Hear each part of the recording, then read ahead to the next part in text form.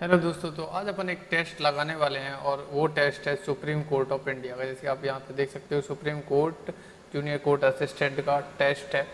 ठीक है, तो इस टेस्ट में क्या है कि अपन जो टाइपिंग करने वाले हैं, इसमें हाईलाइट वर्ड्स नहीं होंगे। अपन को सिंपल टाइप करना होगा और क्या देखना होगा कि अपनी स्पीड क्या आ रही है और एरर क्या आ रहा है, क्योंकि अगर जब वर्ड्स हाईलाइट नहीं होते हैं और करते हैं ना तो काफ़ी मिस्टेक आती है। तो देखते हैं, चलिए मैं स्टार्ट करता हूँ 10 मिनट का। और आपके पास नहीं है तो आप भी इसमें से चीज़ें टाइप कर सकते हैं और पैराग्राफ वगैरह कॉपी भी कर सकते हैं। तो चलिए स्टार्ट करते हैं।